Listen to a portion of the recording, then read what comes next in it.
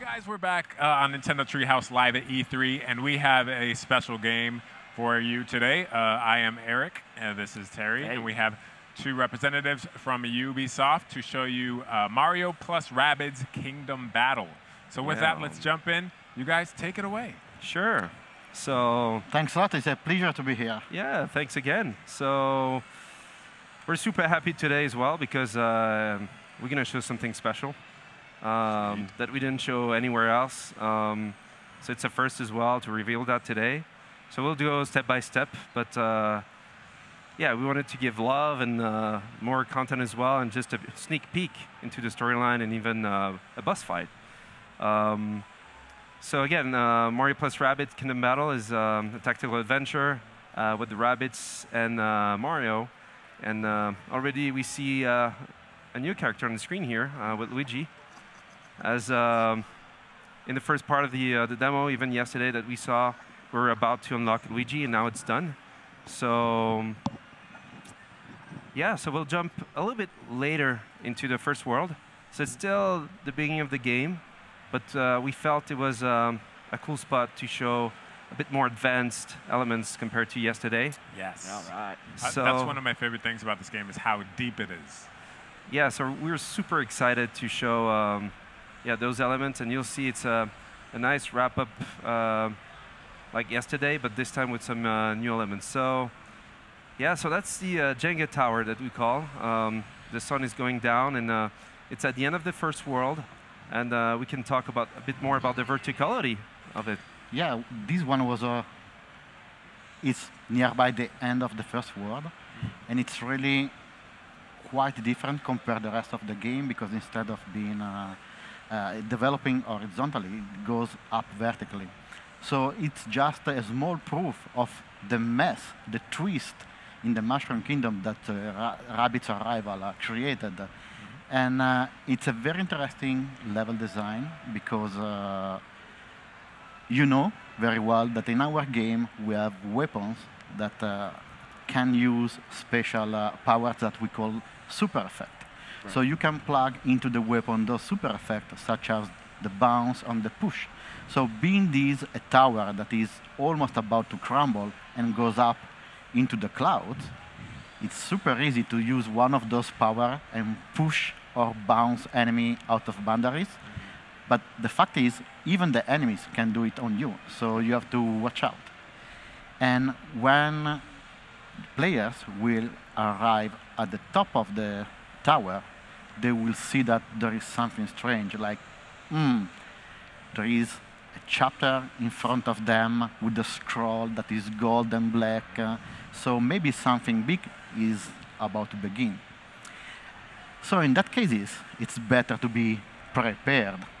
And what Xavier can do is go inside the Battle HQ and set up his team, select the weapon, and have fun with the skill tree, which is going to be fundamental. Players can also decide which kind of heroes they can select, and as each hero has its own ability and skill, it's fundamental, we'll say. No? I don't know which is your preferred team, Xavier. Yeah, I already started to select it. I really like Luigi. Like Me too. We saw a little bit of that yesterday, but his health point is really low at this part of the game compared to, for example, Rabbid Peach.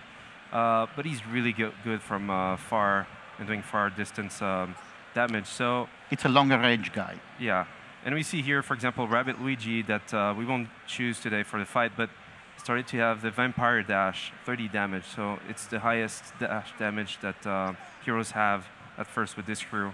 But he also add Vampire effect, which the enemy become vampired, and then every time you hit the enemy, you get life. Even if Mario is shooting him or Luigi, you're going to get life. So it's a life pool, which is quite interesting. So he's really this little guy.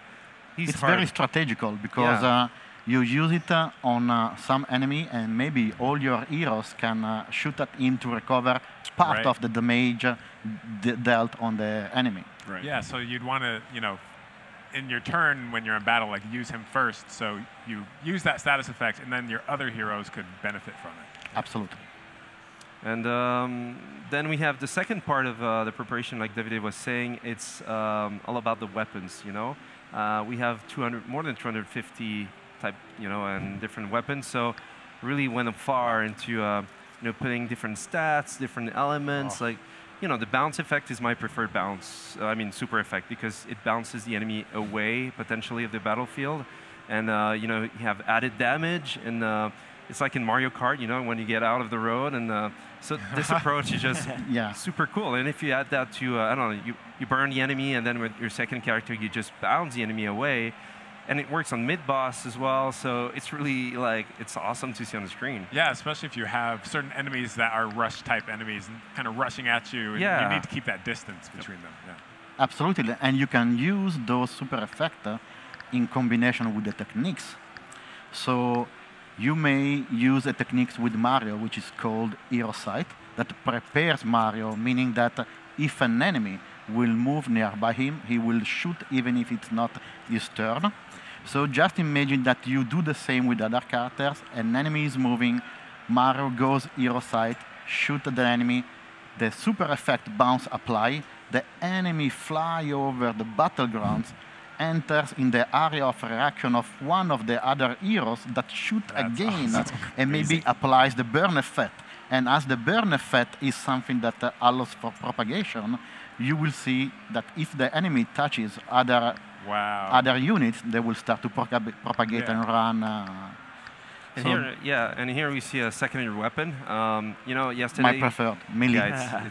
It's awesome. It's Mario's hammer, and you have a lot of them. Of course, it's locked so far. You have to unlock them through the adventure. But here, it's a good example of a little bit more advanced elements. So, for example, your first hammer that you get on the game is good. The damage output is good. You have, you cannot use it every turn, but still, even with the cooldown, it's quite cool. But if you look at the second one here, not only it adds the honey damage and glue the enemy on the ground for 30% chance, which is incredibly cool if you do it on a smasher, for example, because you cannot move anymore to attack your other heroes. But also what we see on the top right is what we call the good damage against something. And here, it's the Ziggies.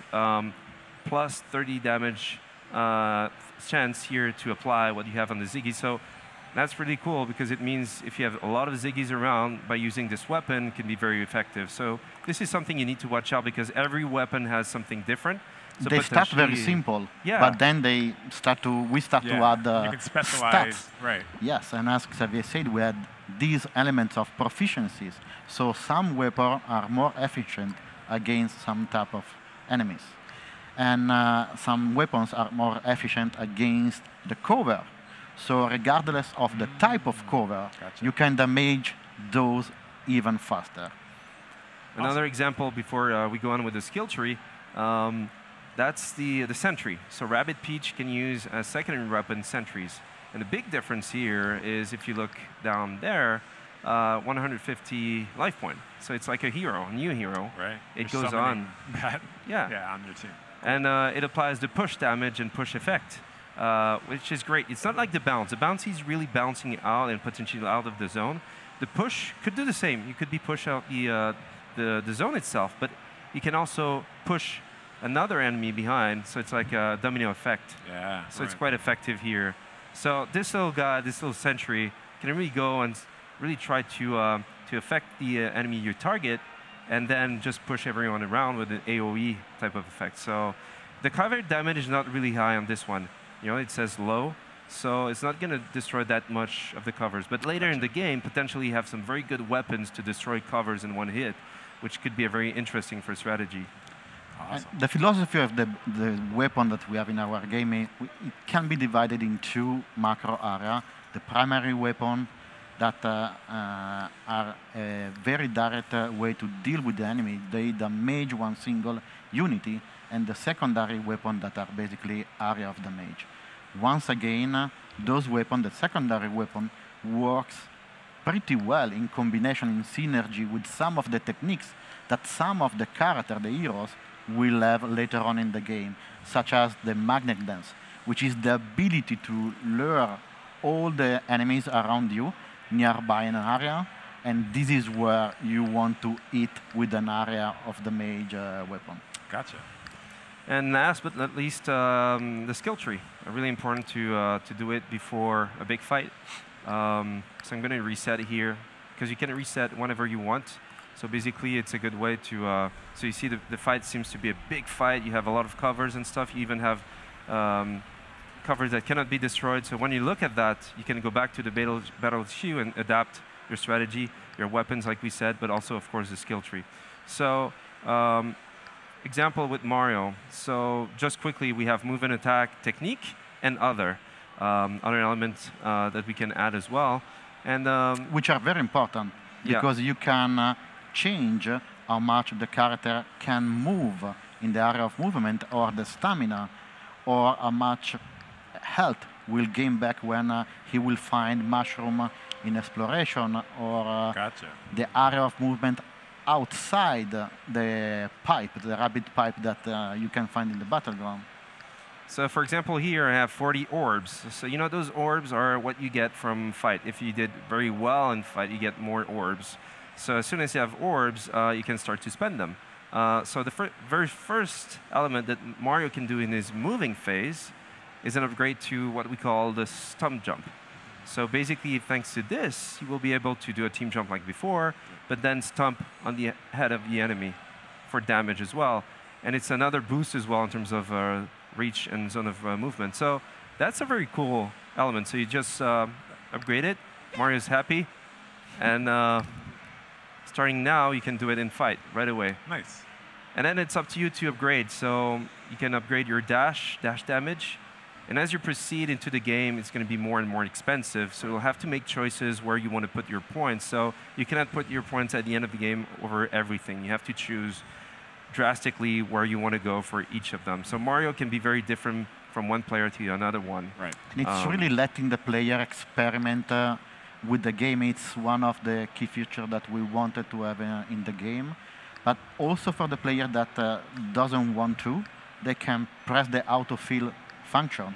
And so basically it's what we decided for the player, the best, skills, the best tree, the best path. Well, that's awesome. What's great about I'm sorry, go for it. So what's great about it is too, again, you can reset it every time, and so depending on what battle you're in, you just set it to that current standard, so then you're able to counter for the environment, for the enemy. So it's great that being that you can change it every time. It's a great possibility of different varieties of battle. That's why we wanted to have, before the fight, really have a look into the battlefield itself so you can adapt. That's really The smart. difference with boss fights, you don't have this preparation phase to, it's really up to you to discover what the fight is. So you have to go in a way that you look at the battlefield and, okay, I'm going to try to go for that, but you'll be surprised with the boss because you don't know what's going to happen. That's what it's going to show. I guess we'll see what's going to happen here in a second. Yeah. So I'm going to buy the secondary weapon as well. Or you can trust the autofill. Or we can trust the autofill. So this feature is interesting if you want to go straight into the action. So you press Y, and the game says, do you want me to autofill the element? Of course, it's based on what we chose, depending on your rank and where you are. But of course, it's something that maybe is not totally connected to what you would do. But you can have this option as well. So let's go. Can't wait. Pretty excited for this now. Let's do it. So they just arrived on the top of the tower here, so we can talk a little bit more about the story.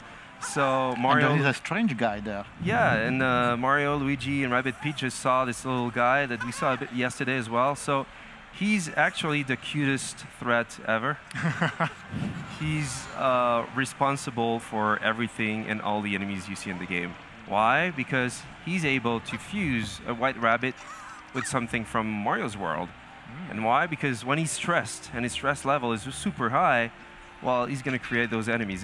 The more stress, the bigger the enemy will be. Gotcha. So Bowser Jr., who observed that from far during the first world, he's like, hey, I can use this little guy for me and create my ultimate army and potentially, take over the Mushroom Kingdom finally, while his father is potentially on vacation somewhere.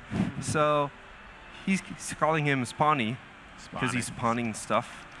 And he's going to test right now and even convince this little guy.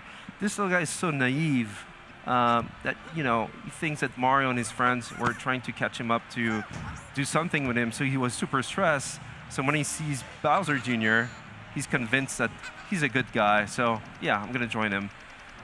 And now we're gonna see, a fusion between two things, between the banana and the Rabbids, and what it, it brings on the table. I think Bowser Jr. set you up. Yeah. Love it. So this is happening really at the end of the first world, and it's the very first boss battle of the game. Awesome. Each world is divided in 10 chapters, like chapters of a book. At the middle of each world, there is a mid-boss fight, and at the end of each world, there is a boss fight. So Kong is super jealous of the bunch of bananas in front of him, and so doesn't want no one to come nearby those bananas because he wants to keep it for him. And the player here will have really to understand how to deal with the boss. Right.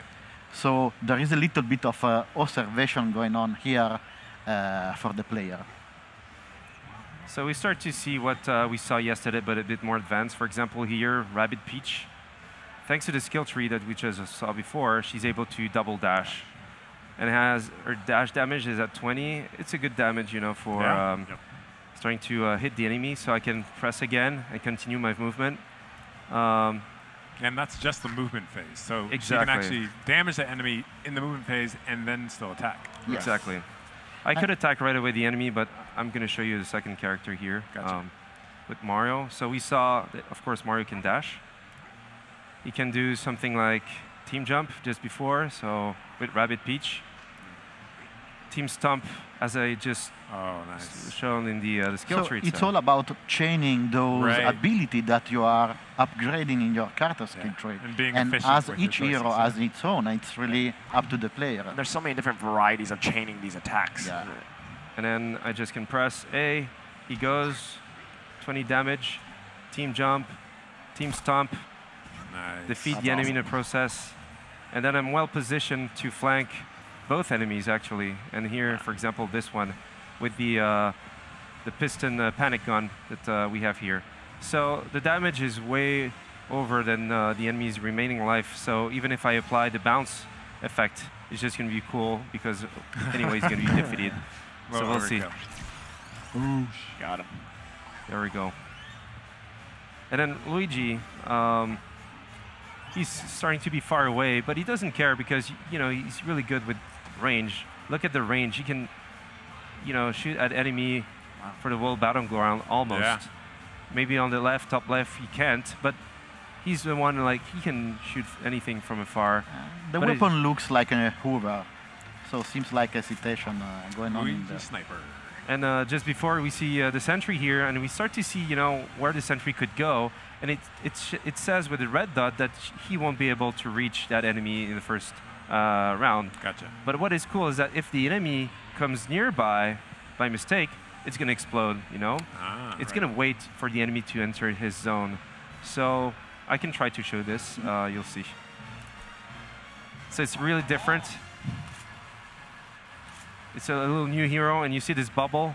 That's the range. As soon as the enemy enters, he's going to shoot. So let's switch and see if the enemy goes. Rabbid Peach is not well positioned here. I wanted to show for it's kind of exposed. Yeah. You didn't protect her very well. And now the sentry can go and continue and do that damage. And you see the cover damage was not great, but still it worked. It worked, and so I'm gonna show the hammer that we bought in the skill tree as well here with Mario, even if it's not needed, as the enemy is almost done. But you see what we saw there was the zone of attack, so anyone around would have been shot. And as I did a lot of damage, a lot of points can be taken. Awesome. So that's pretty cool. So one thing I will try with Luigi. Yeah, we can show Rabbid Kong in the past. So in the background. So this is just the first phase. We won't show the whole thing because it's a bit longer. But the thing here with him is that even if I can reach him, like I'm going to do here, it's going to do some damage, but not really. Because every time he eats a banana, he's going to get his life back. So of course we know the game, we know what to do, but basically here you need to adapt.